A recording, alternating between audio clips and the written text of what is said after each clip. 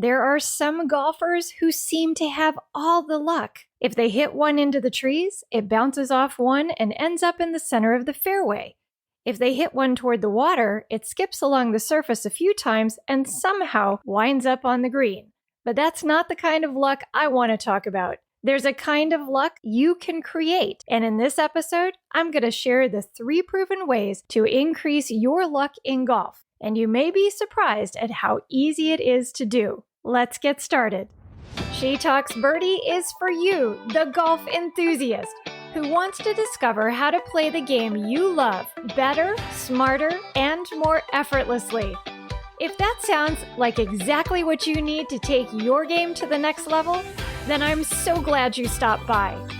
My name is Dr. Shannon Reese, and in each episode, we'll take a look behind the curtain in your mind to uncover the simple mindset strategies that will help you play great. Thanks for spending some time with me today. Now let's get started. Luck is not something you want to wait on to show up during a round in order to play great. Think about an area in your life where you've experienced tremendous success.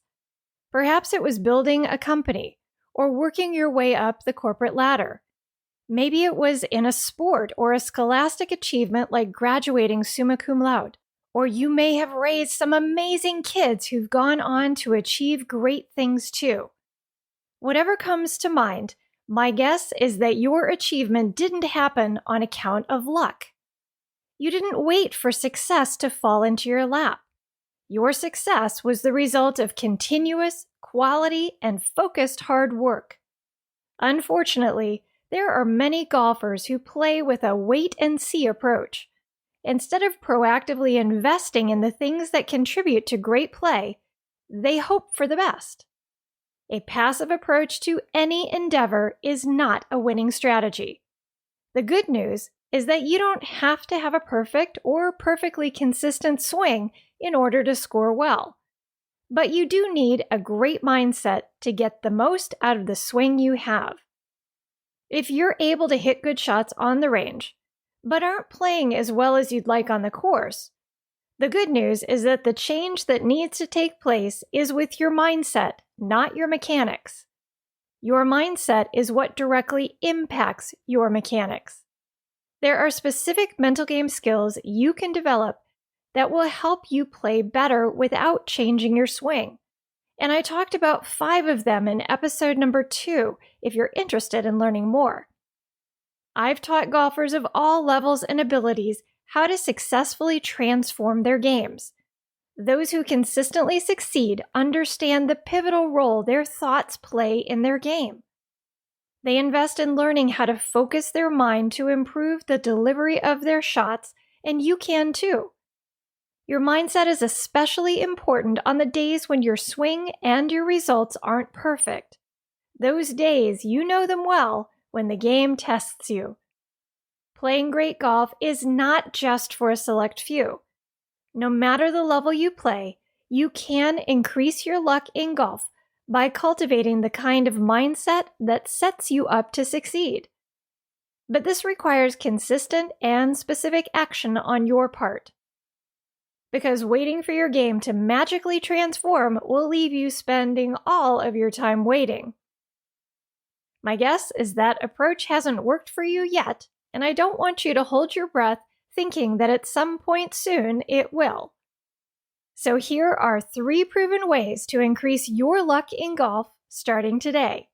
Step number 1, have a plan.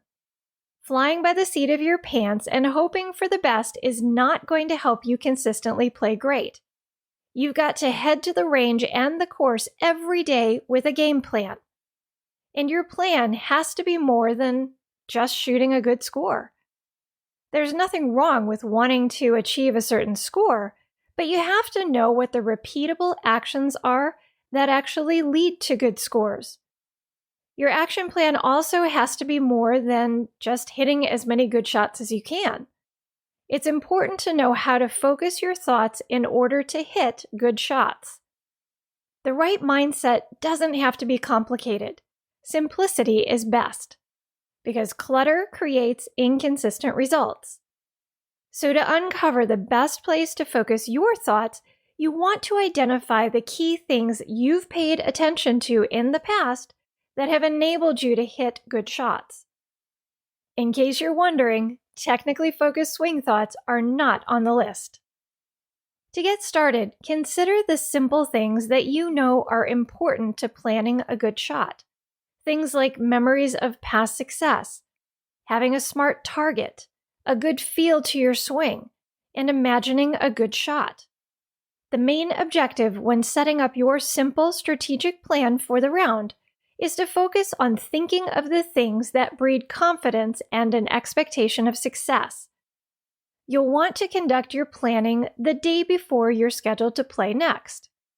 The best source of information you have to draw from is your most recent round. Reflect on the things that went well, how you were thinking leading into those shots, where your focus was engaged, and your confidence level. Make a list of thoughts and actions that contributed to your moments of success, and then highlight the top 2 to 3 you think were most important. To complete your plan, grab a note card to write those 2 to 3 reminders on and take it with you to the course to serve as an accountability tool. Following your round, conduct the same process again in order to create your plan for the next one. Step number 2, look for opportunities.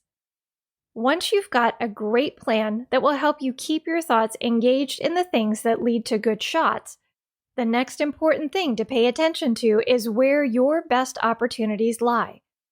You may be thinking, well, duh, I already do that. And perhaps you do. But I definitely want to make sure you're going about opportunity seeking in the right way. As I mentioned in step number 1, you don't want your mind to be focused on chasing a score, like how you've got to make the putt for birdie, or because you picked up a couple of shots on the last hole, you've got to figure out how to par the next one. Chasing your score won't help you finish with a good one. Why? Because score is something in the future, and your best opportunities lie in the present. Staying present-centered during your round was one of the key lessons I talked about in episode 2, so it's worth mentioning again here. It's important that you train yourself to limit your thoughts to the task before you. For example, swinging to your next target with the club you trust. The more you keep your mind on the moment, the more clearly you can see the opportunities you might otherwise miss if you're still thinking about a past miss or what might happen in the future. You can increase your luck in golf when you consider all your opportunities for an individual shot. By doing so, you take a creative and flexible approach to your round and play smarter. For example, let's say that you've got 160 yards to the pin. You will want to weigh your best options before simply grabbing a club and hitting. Your best options will be evident based on what's working in your bag for the day, your percentages at this distance with the clubs you're considering, and which shot and club you can back with 100% confidence. Whether you find yourself in a simple or complicated scenario, when you focus on weighing each of your options and select the one that brings any shot challenge down to size, you will step into it and execute with the confidence to swing freely and with better quality. You will know you've selected the best option when you can approach your next shot with zero pressure about executing it well. This step doesn't take a lot of time, just a willingness and determination on your part to get the maximum out of each individual shot throughout your round. I often remind my clients that a quality approach prevents a high quantity of shots. Step number 3, just chill. Last but certainly not least, it's important to stay calm, cool, and collected no matter how the game challenges you. And it will challenge you. Being uptight and anxious is going to prevent you from playing at your best. Whatever is going on in your mind will physically manifest in your swing. There's a difference between perceiving the game as an adventurous challenge versus a daunting one. If you're worried about hitting a poor shot, your body will physically respond to your fear-focused thoughts with tension that could cause you to do exactly what you're afraid of doing. In order to increase your luck in golf, you must make sure that you keep your cool in the face of all challenges so that your thoughts don't impede your ability to swing freely. Remember step number 1.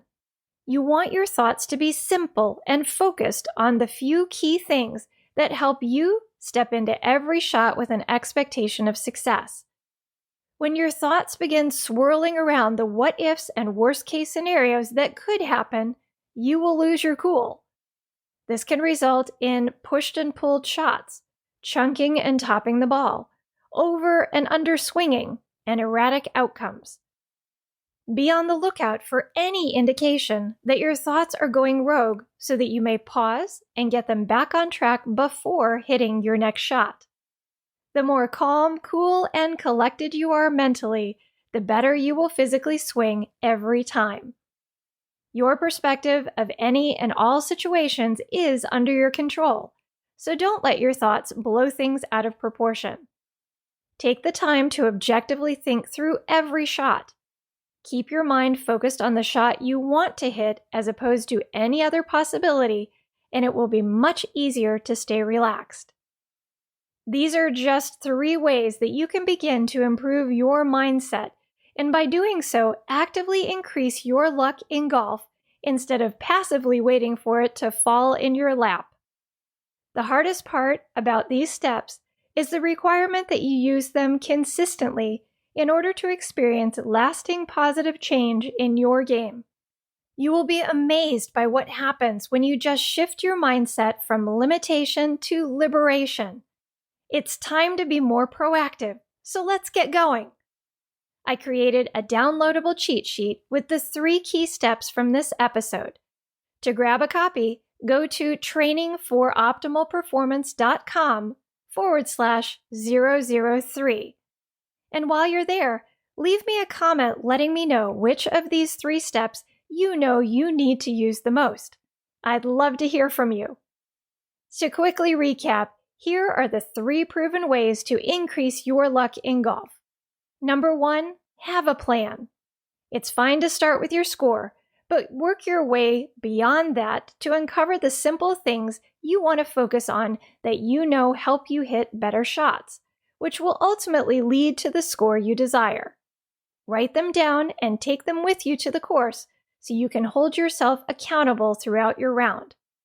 Number 2, look for opportunities. It's to your advantage that there's more than just one way to play a hole or this game well. Objectively consider your available options for every shot and make wise decisions based on what's working, your percentages, and what you can back with 100% confidence. And number 3, just chill. You have a choice when it comes to how you perceive the challenges of the game. Keep your thoughts under your control so that they don't create tension or other physical changes that could negatively impact your swing. These steps may sound simple, but I guarantee they are effective in equipping you to actively increase your luck in golf. The benefits go to those who consistently invest in developing their mental game skills. Whether mental game training is a new concept to you or not, this is a great place to make some changes that will have a lasting impact on your game. Thanks for tuning in today. If you enjoyed this episode, please consider heading over to iTunes to rate this podcast or leave me a review. It's the best way to support me and my podcast and enable me to keep providing you with the actionable content you need to play great. And if you haven't subscribed to the She Talks Birdie podcast, what are you waiting for? That'll guarantee you won't miss a single juicy episode. I'll be back soon with another episode. Until then, get out there and play great.